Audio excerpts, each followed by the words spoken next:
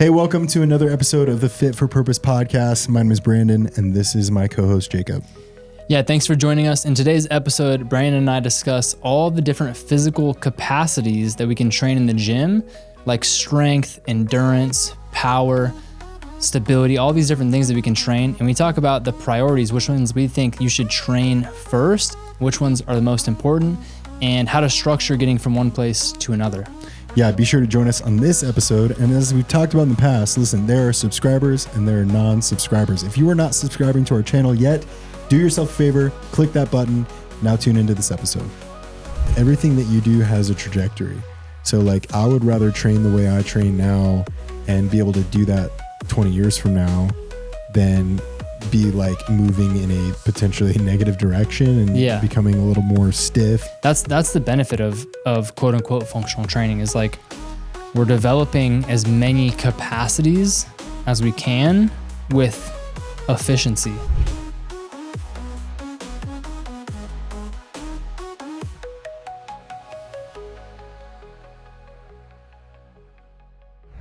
All right, man.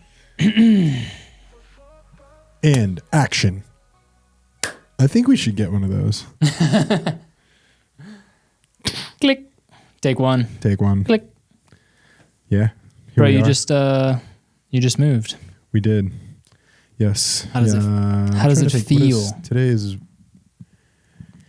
Tuesday, so today's Sunday. We handed over keys, so we've been officially in our place as the owners of that place for like 4 days. What was the first night that you slept there? Thursday night. What was that like? It was, I mean, I didn't get great sleep. It's weird. I'm like especially just in new environments in general. I don't sleep very well. Like, isn't it weird? Hotels, Airbnbs. Because you guys were in the other house for how long? 6.5 years. Okay. Yeah. That's a good amount of time. Not crazy, but good chunk of time. Yeah, I feel like, what's weird is like, so this is kind of crazy, but we're on our third house. So when my wife and I like first got married, we bought like kind of a starter home, and then sold that. We're able to use funds to then get our next house, and then basically did the same thing for this one. From house one to house two, for whatever reason, way more like emotional, kind of sad leaving it. Mm-hmm. This one you would assume, because we like raised our kids in it, like brought our kids home from the hospital, raised our children. Like we were looking at a side-by-side photo of like Heather and I and the dog, like year one, like right when we bought it. And then our whole family, my daughter's 6, just turned 6. And that, like seeing the photos was like super surreal and like emotional, but like walking out of the house, it was almost like, all right, like, I didn't really feel the attachment. I think that's actually probably a good place to come at it from, is like, I mean, obviously your family's coming with you. It's just a thing. Yeah. Yeah. I think that's the biggest thing is, we got each other. Yeah. But also Heather and I keep saying like, we just kind of are pinching ourselves that we live in this new spot. Just the backyard is awesome. It's like, feels like a vacation home. Like it's like, compared to the last place. Yeah, dude. Like I've been, cause our garage is in process of becoming a home gym, but right now it's just got all our crap in it. So I've been doing like workouts on the patio and like overlooks the golf course, and like I'll hit a workout and I'll jump with a cold plunge back there. And then you walk, like we have like a sliding door that goes like directly into our rooms. It's like walk in, hit the shower, like everything's, dude, it's like everything you could dream of.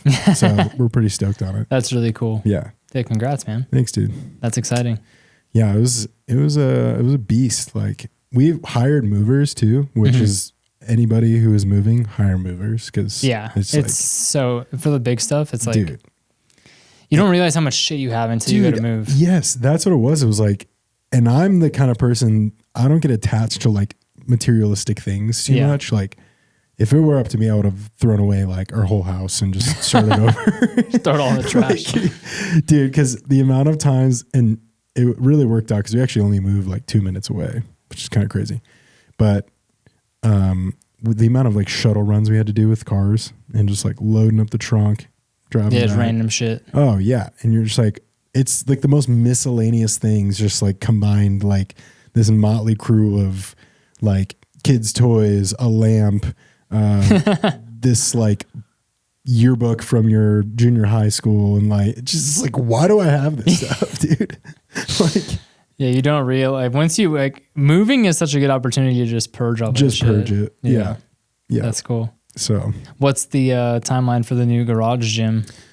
So Monday, so we've got, today is Tuesday. So today's still Tuesday. Today's still, dude, I'm like, so that's the other thing is like, I've taken this week off from work. Yeah. So my brain is like scattered on the week, but, so a little under like a full week until we'll kick off sessions. And you're back on sessions? Yes. Cool, man. So, and it worked out like, I don't know about you, but summer usually for clientele, like, yeah, people are traveling. Yeah. So this specific week, cause it was kind of like, what was this, 2 weeks after like school gets out for kids and, you know, the school system and stuff. So,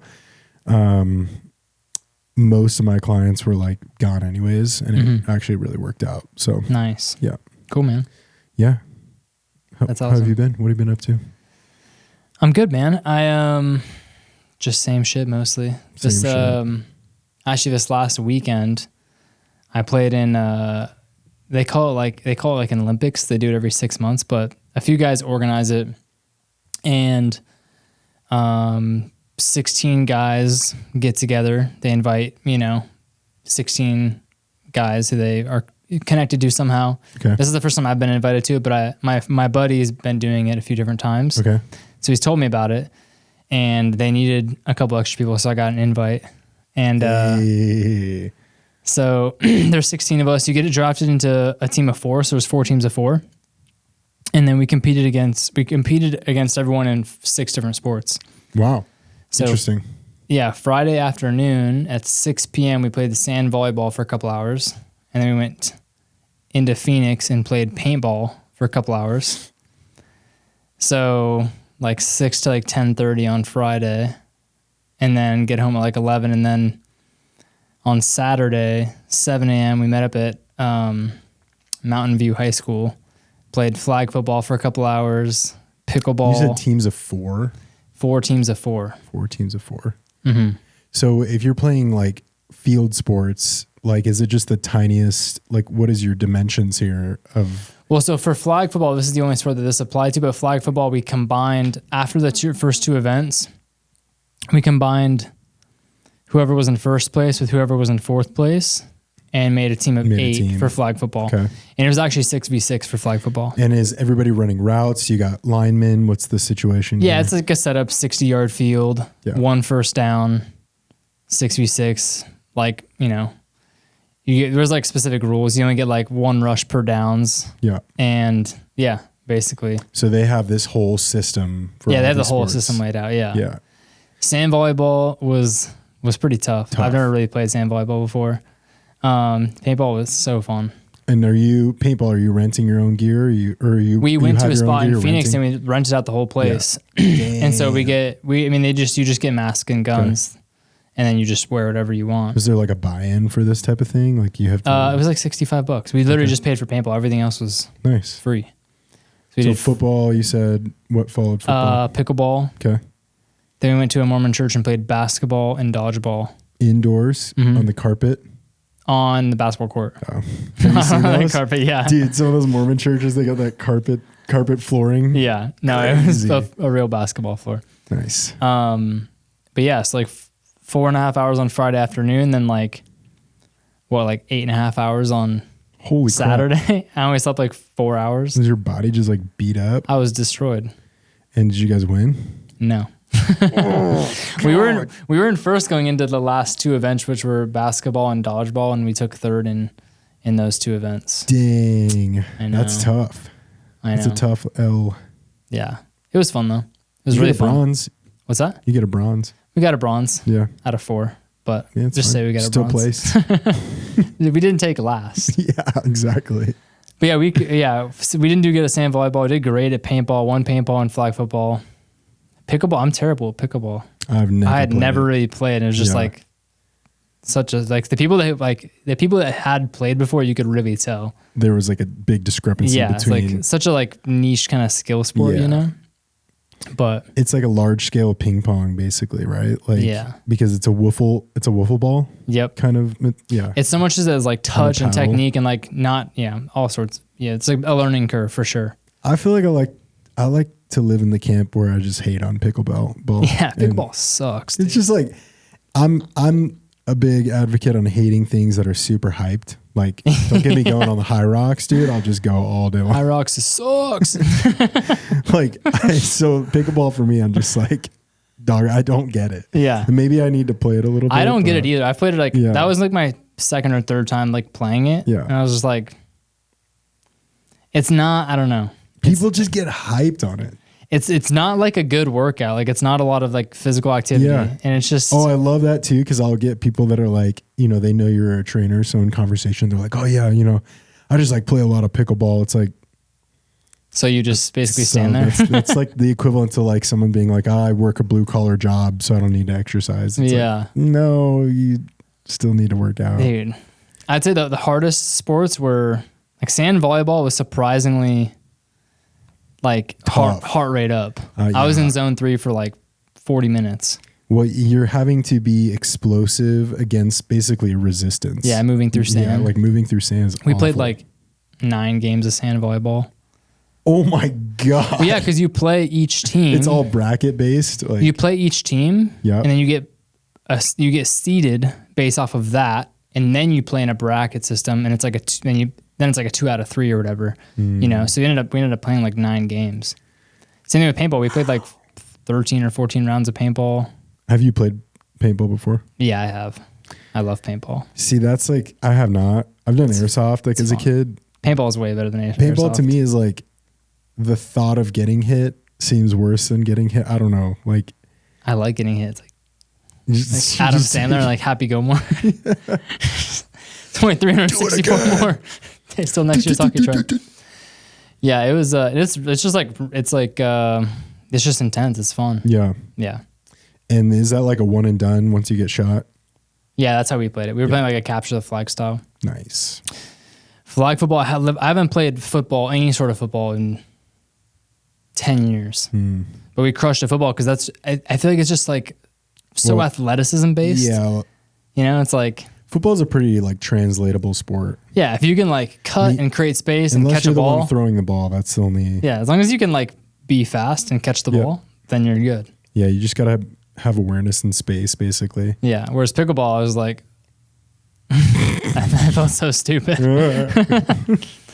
Yeah, but it was a good time, man. But I was wrecked. That's cool. Yeah. Yeah, I had fun. Nice. That's what I did this weekend. That's what I've been up to. It's crazy when you do like physical activity like that.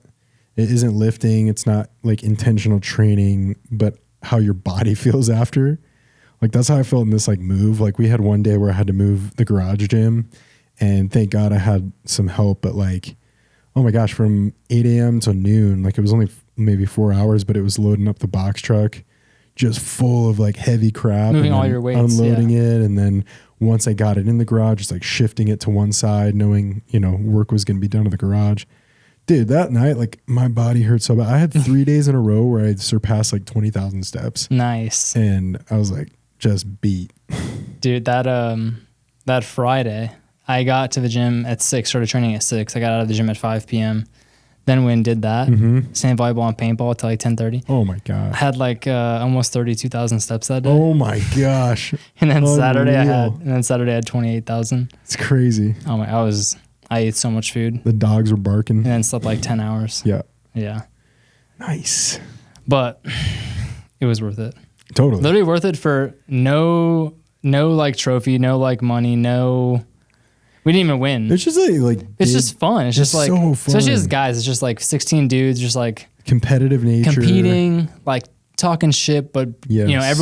everyone's cool. It's, like you're there to kill, but also like everyone's homies. It's so fun because it's Yes. competitive, but it's not like malicious anyway. It's just like, it's such a good, I don't know, just such a fulfilling like guy thing to do.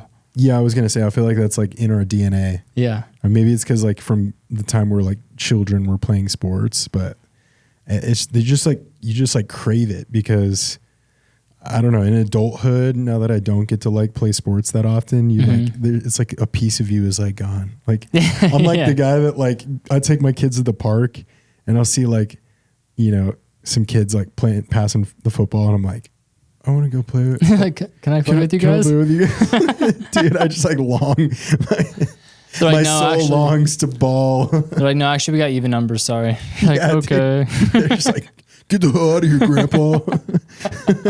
Grandpa. It's so funny. I do feel like that's something that a lot of guys like could use. And whether that's just in the gym, you know, like, you know, on Saturdays, you have your, like your men's, you know, workout. Like, even if it's just like camaraderie, like lifting weights, getting down, like doing something physical, challenging each other, or it's competing in like some rec sports, something like that's just, I think guys just need that, you know? Well, too, and even my Saturday thing, it's not even like we're having like deep conversation or, you know, like, you know, I think ultimately it would be awesome if it developed into this like kind of spiritual thing and, you know, a brotherhood of like, hey, you're down in life and you can call somebody up, or like the example of moving. Like I was able to call up some of those dudes and they came and helped me in a pinch and offered their assistance and all that stuff. Like that's awesome. But like half the time we're working out, like we're just like shooting the shit. We're not even really talking. We're just like lifting the weights and like fist bumping and like, dude, it's awesome. Like and everybody just keeps coming back. Like that's, you know what I mean? Like, that's such a guy thing. Oh yeah. Yeah. I'll like go hang out with one of my friends. I'll come back. My wife will be like, so how's he doing? What'd you guys talk about? Yeah, I'm like, I don't know. What'd you guys do?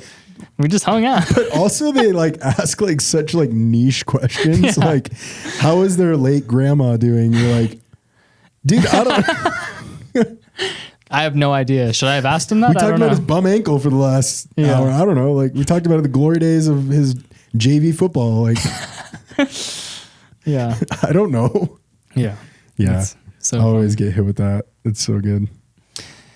Well, speaking of sports. Yes. And competing and just, you know, all the different, you know, just even like doing all the sports this weekend, like it was interesting for me seeing how like the demands of everything different. Mm-hmm.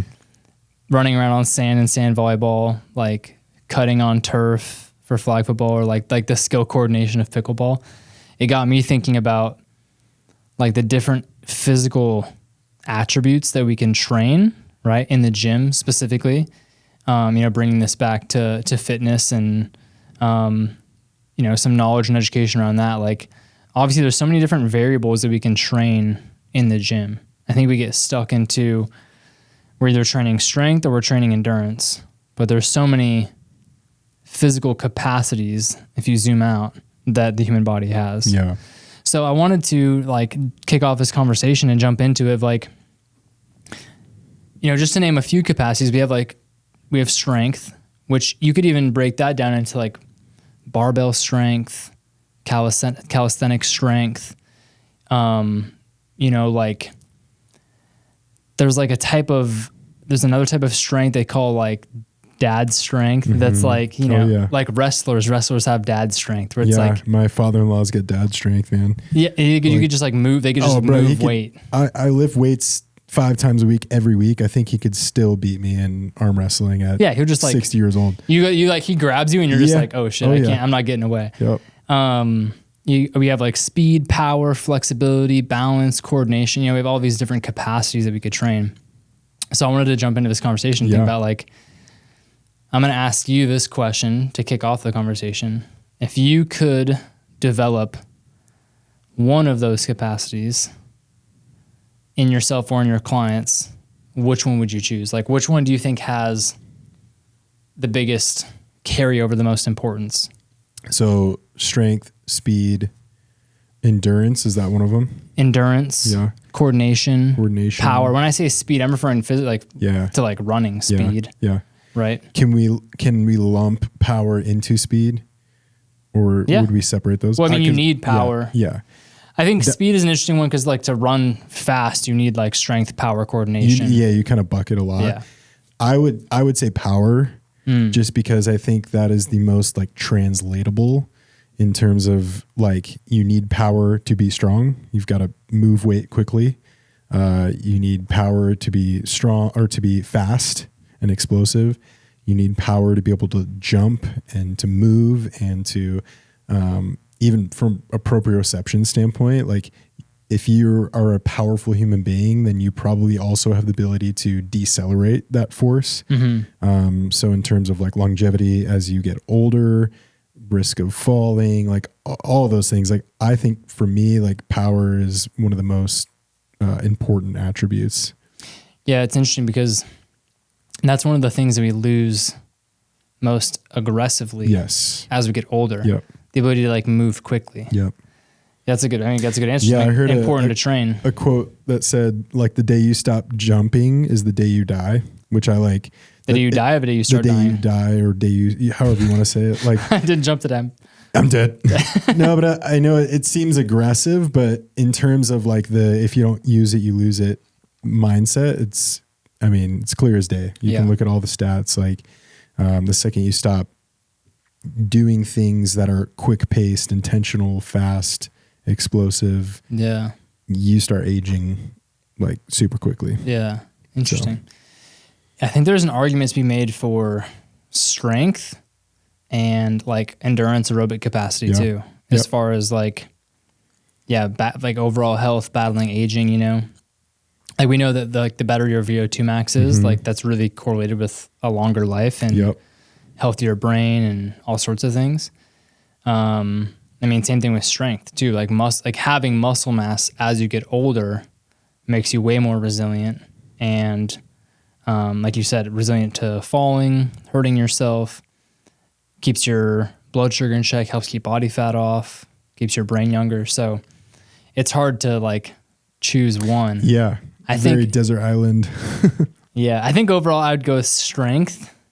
But again too, that's like so niche too. It was like what kind of strength specifically? I think I would just say like overall functional strength through our 5 fundamental movement patterns, push, pull, hinge, squat, carry, being able to perform all those actions well with like high standards of the weights that you can do compared to your body weight, you know, like 10 pull-ups for men or squatting, you know, 1.5 times body weight for 5 reps, like those kind of standards. I think that would be for me, like the thing that I would instill in myself and all my clients, like most readily as like the most important thing. Yeah. Cause I think you could even look at like a power lifter and they're pretty versatile. You know what I mean? Like, yes, they have to put on a lot of mass because we know mass moves mass and that's how they get freakishly strong. But if those guys like leaned out, like I think they would be really capable in terms of like how they move because everything they're doing is still through like full ranges of motion. You know, like they're doing all of the patterns that we would program. Like I've got a neighbor who, the guy can deadlift 700 pounds and he's also doing like sandbag sprints with a 300 pound sandbag for time, you know, like, which is a pretty like intense ask of your body to be able to be capable. Right. So like you take some of those guys, like I said, and lean them out, like, you know, 5% body fat or whatever that looks like. And get them down to 5% body fat, like lean, lose 5% body fat, like the things that they would still be able to do, like versus like, let's say a bodybuilder who like solely trained aesthetics and was in some pretty isolated positions and their sole purpose was to just build as much muscle as possible, not strength, build as much muscle as possible for the stage and all that stuff. Like, I don't think those guys minus C-Bum, who is just a freak, like genetic freak. He's doing some functional stuff now and which is cool and very cool. And he obviously has a lot of ability, but you know, genetics come into play a lot into that because I think, you know, he was an athlete before he got into bodybuilding and all that stuff. Right. So like I said, I think in terms of your point for choosing strength, you take any strong man and I think that they still have a lot of translatable skill. So yeah, for sure. And another thing too that I don't think people like recognize with strength, they don't see, is take a powerlifter, for example. They're doing a 1 rep max squat.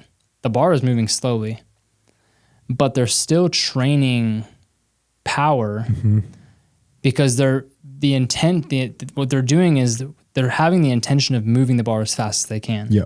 So even though the bar is like visually you see it moving slowly because it's a 1 rep max, they're like throwing everything they have against that bar to get it as off. They're trying to stand up as fast as they can. It's like they're trying to jump with that bar to get it off their back, but it's so heavy that it's moving slow. Totally. So like you're still training power in a sense because the intention is to move quickly, even though you're not maximizing power output, because maximizing power output would come from squatting with a weight that would allow you to move. The power is the mass times the speed, right? The mass times the velocity, that equals power. So finding that weight that you could move that's heavy, but still you could move it really quickly, that would take some experimenting to find what weight you're actually creating the most power output. But even when you're lifting really heavy, as long as you have the intention of like driving that bar off of you, whatever movement you're doing, squat, deadlift, bench press, overhead press, hinge, RDL, you're still training power in a sense. Yeah. And that's how those guys in their training, they're backing off to 60, 70% of what they would do as a max total and doing just that, moving it quickly, moving it efficiently, doing it with good form so that when they have their moments where they're trying to max out their strength, they can apply those fundamentals. Yeah. Yeah. Something I think that's interesting to talk about with these different capacities too is that I think that there is an order in which if you're taking a new client or someone, say you're someone who's newer to the gym or newer to training, or you're somewhat inexperienced, or maybe you used to be an athlete but you haven't worked out in 5-10 years and you're trying to get back into training, there's kind of an order of operations here that you would want to follow so that you can avoid getting injured. Yeah. So this is my understanding from it, and what I've learned in the past is you want to make sure, number one, that you have optimal ranges of motion through your joints. So in a sense, like flexibility and mobility. And then on top of that, proper posture, some postural balance, right? You'd want to like assess that and make sure you're not super out of balance with your posture before you start layering on strength. So I'd say like flexibility and mobility. Tied in with that is like postural health. And then stability, which is an expression of strength, but a little bit different, making sure that your muscles are strong enough to stabilize your joints before you start really layering on heavy sets of, squats, deadlifts, bench press, like really layering on strength efforts. Yep. And then on top of that would be power work. Does that make sense? Does that resonate absolutely. with what you think? Yep. Yeah. I mean, ultimately there's a reason why yoga like enthusiasts aren't good power lifters. You know what I'm saying? Like in terms of there's this, you need the capacity to be mobile, but you also need the capacity to be able to brace down and support against force. Yeah. And then I would agree. Yes, there is like a sequence, right? And any certification that you go through as a trainer would teach you like, okay, how do I build out a workout that follows that specific sequence? So yeah, we can totally discuss like what that looks like. Yeah, I think too, and I'm even thinking more like zoomed out. So like, say I have a new client, very undertrained, 50 years old. I'm going to make sure that before we start doing any sort of like heavy pressing movement, that the shoulders have the range of motion, the access to the range of motion to do that movement without compensation. Yep. So I'm going to make sure that the mobility and flexibility of the joints is there before I start challenging those ranges of motion with some strength work. And then I'm going to like train a little bit of stability, make sure like the rotator cuffs are firing, make sure that the core is functioning well, that like, she can actually get a contraction through her transverse abdominals, which is like that deep layer of the core. Make sure like the pelvic floor is firing, like make sure she can like feel that and try to find like, sense that before I start having her do any sort of like heavy squats. Totally. So making sure that the range of motions are there that we can actually move through without compensation, then making sure that like, okay, the stabilizer muscles are online, right? Transverse abdominals, pelvic floor, diaphragm, multifidus, rotator cuffs. Like if we skip those steps, we may be okay for a while and we may be able to perform some movements, but if you get strong enough with those incorrect patterns, with poor patterns or compensations because you don't have access to the ranges of motion that you should, or you're using large muscle groups to stabilize your joints instead of the stabilizer muscles, eventually you'll run into injury down the line if you layer too much strength on top of that. Absolutely. So like I've had experiences myself in the past too, like being able to deadlift 500 pounds, but like leaning over the sink doing dishes for like 3 minutes, my back is like getting tired, Yep. So it's like, okay, I have my big movers are strong. I can move a lot of weight, but like my stabilizer muscles are like not up to par with the other things, Yes. Yeah. And if your larger muscle groups are surpassing your soft tissue, it's a recipe for disaster. Yeah. And then, same thing too with like soft tissue, connective tissue. There's all sorts of things to consider. Yeah. My own experience, like when I had at one point had a pretty significant disc bulge that I had symptoms with for 2.5 years, easy. And that was kind of what happened. It was like, so long story short, I had an injury to my foot. I was put in like a walking boot and had to be in it for an extended period of time. And so in that, like there was compensation with my hips where they were getting torqued because one side's higher than the other. And you've got this different gait and everything's going on. And on top of that, there's a lot of like sedentary moments where some of those stabilizer muscles are becoming deconditioned, right? So, and I didn't know what I know about training now. And so the second it was like, hey, you're cleared to work out, it's like, cool, I'm going back into my deadlifts, right? And so you go to pull weight that you can pull, and sure enough, it was like one moment of just bam, there it goes. Yeah. So that's a real life example of how that stuff happens is, like you said, there's dysfunction that exists. And if we're not mindful about attending to the dysfunction first, and then meeting that dysfunction with weight that we can have the capacity to move well, recipe for disaster. So. Yeah. And then after, you have mobility, flexibility, stability, strength, then you can free to like really go after some power work. Yes. Without risking necessarily injury, destroying yourself. I think too, like related to all the stuff you were discussing, like these are things that we would cover in like a warm up specifically, right? Bringing in a client. Sometimes it's like, you don't even need to spend time on, like, let's say like an example, like I have a dad and daughter. The dad's like 60s and the daughter's in her 30s. The dad, incredibly immobile, right? So we spend a lot of time, like you were talking about, mobilizing the joints, getting more range of motion so that it's going to be ready for movement. Well, the daughter has great range of motion. In fact, she has too much range of motion. And that's someone where rather than spending all that time just doing a bunch of random stretches, mobility, right, waste of time, then we're going to go more stability forward. So it's all dependent on the individual. And I think this is good information for the listener, because it's like, we need to first assess your movement function. So then we can diagnose what do you need in your program, right? Because if you're just doing a bunch of random crap that you saved on Instagram or whatever that looks like, how do you know that's for you? Yeah, you could be wasting a lot of time. Are you wasting a lot of time?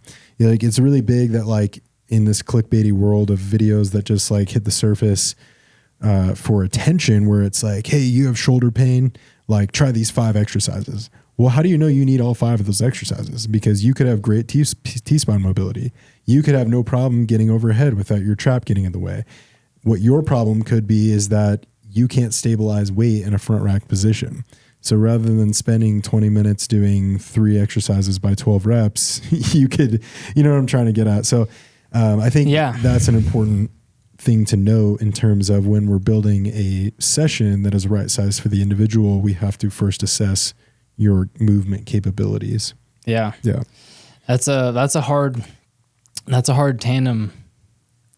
I know. Goofy. I know how that like goes. Splitting my brain. Yeah. Because the daughter, like she's even been going to PT just to get some of that deeper soft tissue work, because she had a really pretty intense flare up where you get that like nerve pinch, and because there's muscles that are just in spasm mode. So we've been really trying to lean into focusing on stability work. Well, then equally, I've got her dad over here who's like, he's just moving a mile a minute, and he's just like going through the motions of of mobility exercises that we've done over and over and over, which is great. But I'm trying to be like, okay, like let's adjust this. Yeah. Let's like, don't get too far here. Okay. Switch my brain here. Like, dude, You're giving him like two completely different programs. And then it's like, we get to the training and, you know, it's like he's doing an overhead landmine press, whereas she's doing maybe a seated single arm, you know, like you're just, Yeah. exactly. You're taking the same movements, the same concepts, but applying them differently. Yes. Yeah. And that's a good coach right there. That's great. I mean, that's what it should look like. Yeah. Yeah. Recognizing like what's interesting too is I find with some of those like hypermobile clients, you know, I'm sure you're doing like a lot of isometrics and stuff and holding, you know, positions. But you were saying it's weird. It's interesting 'cause a lot of times those hypermobile clients will have specific areas of their bodies that are like locked up. Yeah. Because everything else is loosey goosey, but there's like certain parts of their body that are like holding on for dear life. Because it's like one of the only things that's like holding the whole piece together. It's so true. In this specific instance, I would say it's like her lower, lower, probably pelvic floor region, her ability to control her spine and her T-spine. And the craziest thing, and I think this is also pretty common amongst hypermobile people, is there's a lack of awareness. So yeah. That's why like the isometric stuff is great, because it's like, if I can get you to like hold in a tight position for an extended period of time to where your nervous system is having to turn on, and your mind can now engage with the muscles that are on, like you build some of that mind muscle connection, and then it becomes much easier to say, okay, cue the shoulder in this position, do this and that, right? Because now it's like, okay, now I can feel it. So I think that stuff's super helpful. But yeah, then you have to like, not to overwhelm the listener, but it's like, then you have to address the other areas. Like, so it is interesting with those. It's interesting to look at, and we're getting a little off topic, but I'm cool with it. Yeah, that's fine. Yeah, that's great. Like the profile of those different kinds of people. Like a lot of times those hypermobile people, like, yeah, there's like a lack of like awareness of their bodies. They're like more in their heads. There's like a little bit, they're kind of like out in space in a sense, like quote unquote. And the people that are more like rigid, tonic and rigid, it's almost like a different like personality profile in a sense too. Like the way that their like whole mind and whole being kind of operates. It's really interesting that I follow this this clinic. It's called the Haruska Clinic. They put out a shoe list like every 6 months, and it's the guy who actually created the Postural Restoration Institute, which is a institute that I've taken some courses through. I know you've done some education through them. They've in the last 20, 30 years had some pretty cool, radical new ideas about how to address people's posture through organizing the system and breathing and all sorts of different stuff. Like they brought some new ideas to the space. But what they do is they put people in specific shoes, like walking shoes, and then they do their table test and they look at their clients after they've worn these different pairs of shoes for 20 or 30 minutes and done different activities in them, and look at how their body and their nervous system and their physical being is like responding to being in that shoe. So they put out a shoe list of like shoes they recommend, because they're Nike, Adidas, Asics, they're always dropping new models of shoes. Yeah. And so how they release their shoe list is shoes that are good for neck-driven patients and shoes that are good for pelvis-driven patients. Interesting. And the neck-driven patients are people that tend to be more hypermobile and like lack of sensory awareness. And the pelvic-driven patients are people that tend to be like more tight and rigid and like too stiff. And it's interesting if you notice, I don't know if you noticed, but like a lot of hypermobile people have a lot of neck tension. Yep. Oh yeah. But it has to do with their inability to kind of sense their body in space and sense the ground. So the shoes they typically recommend for hypermobile or neck-driven patients are more minimal, less cushion, so you feel a little bit more grounded to the floor and you have a better sense of the ground. Like a Vivo Barefoot or something? They don't. They don't recommend those at all. Oh, okay. Which is interesting. They don't recommend barefoot shoes at all, really. Which I get. I mean, walking around on like hard, flat surfaces all the time, but it'll be like an Asics with like less cushion. Gotcha. And like a different kind of arch support. Whereas for like a pelvic driven patient, it might be like a Brooks Ghost or something that's like a little bit more cushion. You know, and they look at like toe box size and the rigidity of the heel and the shape of the bottom of the shoe and all sorts of stuff like that to put out like which shoes they think are beneficial for people. I'm trying to think like what shoes does this client wear when she comes in? But yeah, it's interesting. They categorize them differently for different kind of profiles like we were just talking about. Yeah. No bowls. That's what I thought. Which a little more rigid shoe. Yeah. And they're flat and they're not a lot of cushion, but they are very rigid. I don't know. I wonder if that's like blocking like a sensory awareness thing. But I just thought that was like an interesting thing to throw out there. That the shoes you wear, you know, the thoughts you have, like your whole personality, that all kind of like reflects in your physical being. Can play a huge role. Yeah. I mean, getting back onto what we were discussing. Bring us back on track here, Brandon. I think it's a great tangent, and I think people need to recognize all the nuances to coaching, to programming, to movement patterns and all that stuff, because it really is just a lot more complex. And I think it even more proves the point of like what we always talk about of why I think it's really valuable to seek advice, like to remove guesswork out of your training and all that stuff, because we exist and other coaches exist, and we can help create a blueprint for people. But yeah, I mean, when I'm programming, when I'm creating workouts for clients like that is definitely the pattern like you were sharing. It's like I'm assessing movement, function, dysfunction. We're working through mobility. We're getting tissue prepped and prepared for activity.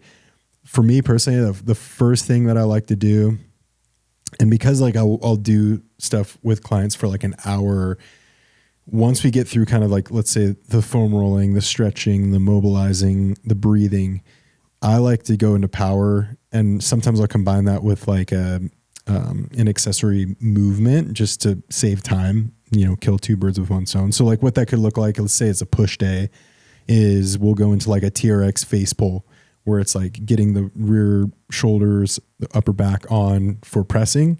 So it's, you know, that antagonist. Creating stability, yeah. Yeah, creating stability, getting muscles on. And then at the same time, we'll do like a heel drop jump squat, where we're working on explosiveness, power.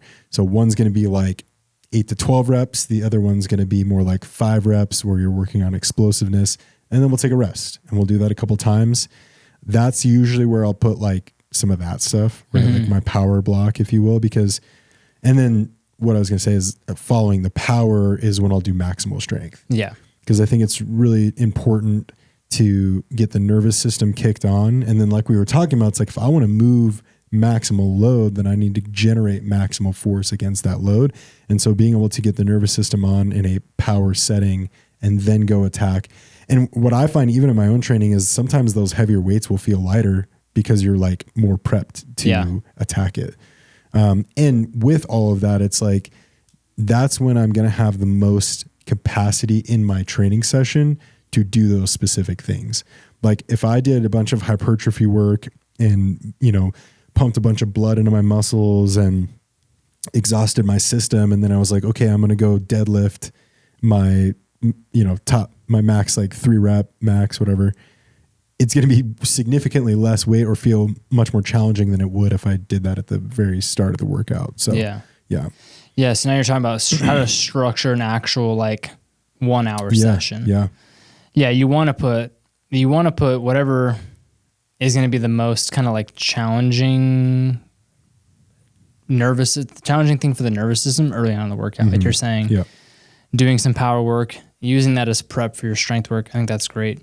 And then combining that too with like you were just saying, combining face pulls with some jumps. You're warming up basically like 2 completely different capacities. So you can do those, you can kind of pair those together without one sacrificing the quality of the other. Totally. Which is just another smart way to like cram as much quality as you can into 1 hour for your clients. Yeah. And not to get us off tangent, like I only share that to say, you know, we're talking about all these attributes that are incredibly important for training. And so by painting the picture of what my session looks like or what your session looks like for a client, it's like, yeah, we're trying to take all those things and put it in, because a high quality training program should include all of these things we're discussing. Yeah. Like, yes, we can say this is the desert island objective attribute that I'm going to choose over all of them, but a good program should encompass power, speed, strength, coordination in space. Yeah. Calisthenics, even like a pull up, you want to go muscle up, or something like an airborne squat where you're having to like be on a single leg in space. Like a good program, again, should include all things. And then there's this awesome, cool, map and blueprint that we can create a workout to approach each one of those things the right way. Yeah. So, yeah, I like to, it really depends on the client, but yeah, I mean, I was talking about, zoomed out across multiple sessions, like making sure prioritizing range of motion and then prioritizing stability and then top and then layering strength on top of that. Yeah. Right. And that's not one session. That could be, sure. That could take 4 weeks, could take 8 weeks, whatever it looks like, depending on the client, within a session, especially like the people that are hypermobile, we were kind of talking about. I like to, instead of like you're saying, having them do a bunch of like random stretches for their warm up, I like to, I'll do like games with them kind of. I'll put them on a stability ball and have them balance on all fours and like work on being able to balance on all fours on a stability ball, and then maybe work on being able to balance on their knees on a stability ball, or put them on like a half dome Bosu, have them stand on that and like look different directions, or have them catch a ball, that gets them, I find that helps them drop their awareness like into their body, like it brings them into that kind of present moment. It gets them into their body a little bit more. And then from there, I find that they can get into like better awareness of sensations when we're doing like some isometrics and things and like activators before we do strength work. Another example of that, and a little bit different example, I have a client who, older gal who struggles with like low back pain, and something like a deadlift like always creates like this like fear, and it's almost like phantom pain because she's afraid that she's going to get hurt doing the thing. Yep. And, we could spend the warm up doing a bunch of bracing, core work, working on breathing properly, mobilizing her hips, whatever that looks like. And that's all great, but she might go into those deadlifts and have the exact same feeling. But like talking about making games out of it, like sometimes I'll just have her do like some ball slams, or like I'll roll a med ball on a floor that she has to bend over and pick up because it's coming at her and she's not going to think about it. So she's going to bend over to get the ball. Yeah. And then throw it back at me.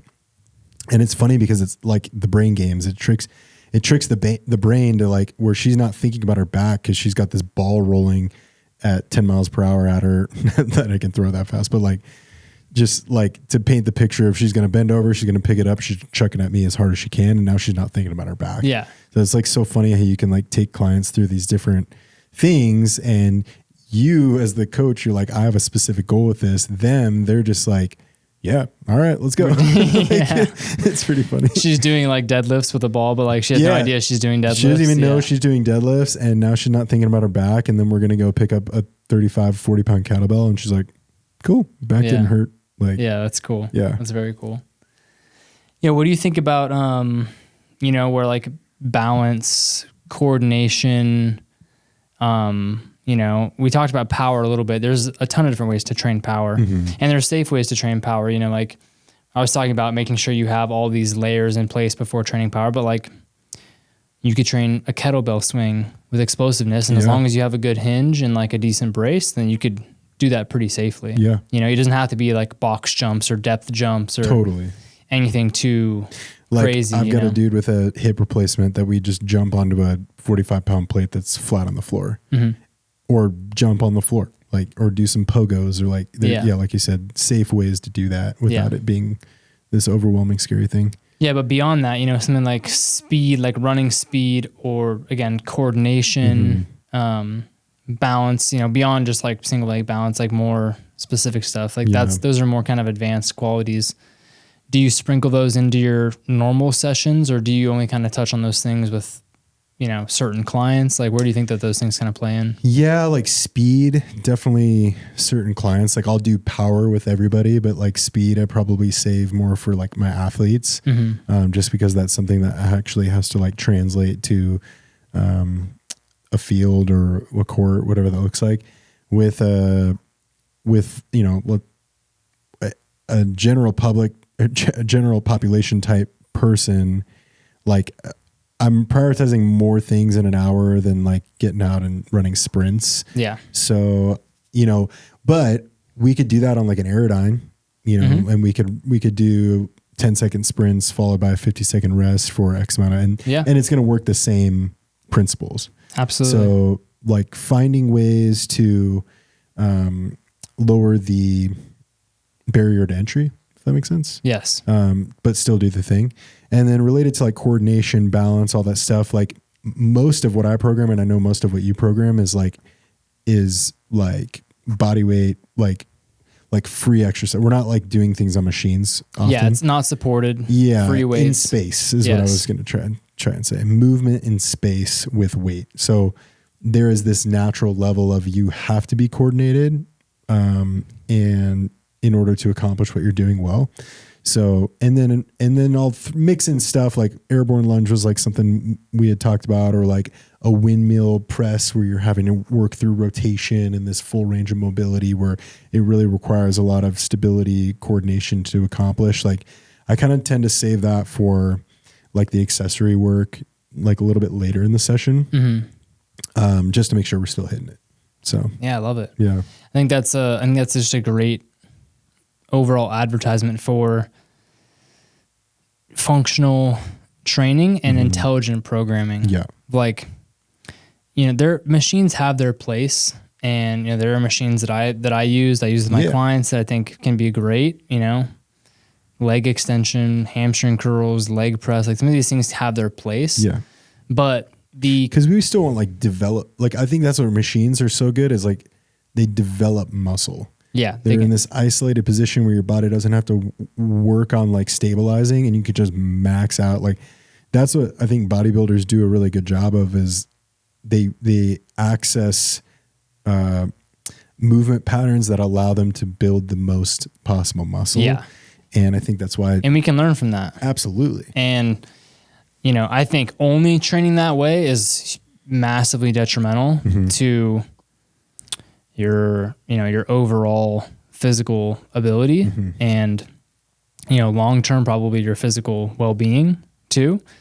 But we can learn, so after we do our mobility work and all the joints are accessing full ranges of motion and our stabilizer muscles are working, and we do things to develop strength in space, like you were saying, on single leg exercises and using kettlebells and challenging, the rotator cuffs of the shoulders, doing all these things that require us to learn balance and coordination while developing strength. After we do that and we touch on all those pieces, then we can, finish a session with, okay, now get on this machine and blast your quads for a couple sets, blast your hamstrings for a couple sets.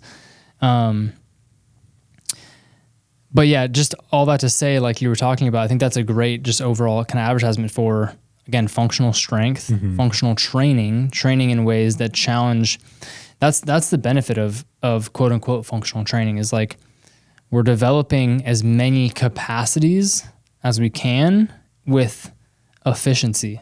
It's like you doing a single leg Romanian deadlift is going to develop coordination, body awareness, stabilizer muscles, your ability to balance on one leg, your overall strength. Like there's so many things that you're touching on with that one exercise versus laying on your stomach on a machine and doing hamstring curls. The only thing that you're working on in that situation is the strength of your hamstring specifically. You know what I mean? Yes. So it's like, it's not that that's necessarily a bad thing. It's just, it's inefficient if you care about developing all these other capacities as well. Yeah.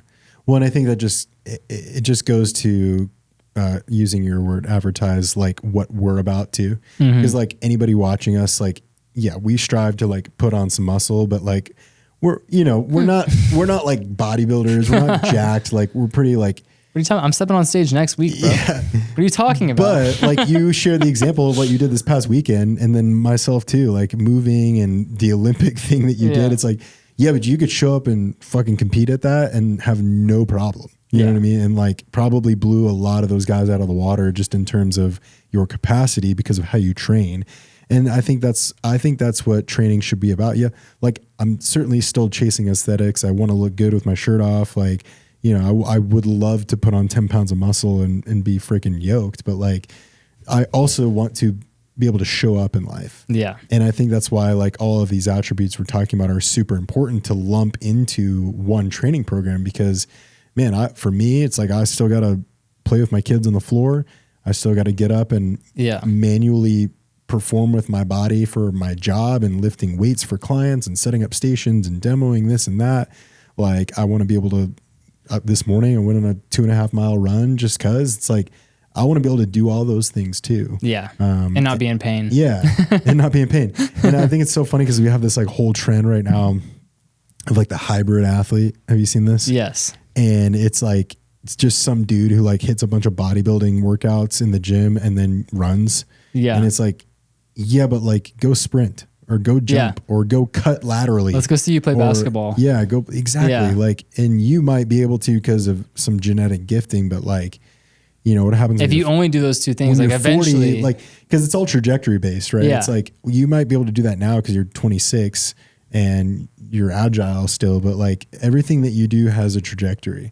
So like, I would rather train the way I train now and be able to do that 20 years from now than be like moving in a potentially negative direction and becoming a little more stiff and and you could just train like bodybuilding attributes and long distance running, and you could do that until you're 70, 80 years old. Yeah. And you might look and be fit, but like you said, when you're 50 or 60, you're gonna be able to go play soccer, go play basketball without hurting yourself. Yeah. Like you're not training so many of these other attributes. And I love that you just brought this up. It's like we're at the end of the episode basically, but that was like one of the main reasons why I wanted to talk about this is because come on now. It's such a huge trend right now is like doing marathons, doing Ironmans, doing 100-mile races. It's like, okay, that's cool. Like having aerobic capacity does make you healthier, but at what cost are you doing a 100-mile race? Yeah. It's like, okay, we can spend so much more time like sprinting, cutting, jumping, training strength. Like, there's so many other capacities that we could be focusing on other than like, I'm just going to like run 100 miles. It's like that's a good mental challenge, but I think it's a physical detriment long-term. Yeah. Do you think, I almost wonder, like not to go too off track here, but I almost wonder if it's like the Instagram flex world or like just being able to like tote it on social, be like, look what I just did. That is definitely part of it. I think that's a little bit of it because it's like everything has to get bigger, right? If you like start here and the bar is here, then it's like, well, if I want to be seen, I have to get here. I just did this 200-mile race. Yeah. Like, but I would agree. It's like, what are we truly doing that for? Like, what are you doing that for? You're doing that for your own. And I think they're cool milestones. Like I'll share an example, like Adam, who we had on the show, he just took a group of guys on a rim to rim to rim hike. Like they just finished that and it was like 49 miles, which is unreal. Gnarly. And he posted a picture of his feet and they're just like wrecked. Yeah. And he's still recovering from that. Like, so, you certainly pay the piper in terms of these grand accomplishments, but in the same breath, he can say like, yeah, I freaking did that. Like, which is, it's awesome. And I think we all should have those experiences, you live once. So I think we should all have those moments, but in the same breath, I think we need to be training in a way that allows us to continue to show up. So, yeah. And we don't want to just look fit. We want to be fit in all capacities. For purpose. For purpose, baby. On purpose, for purpose. Come on now. All right, man. Love it. Love it. That's great, dude. Good shit.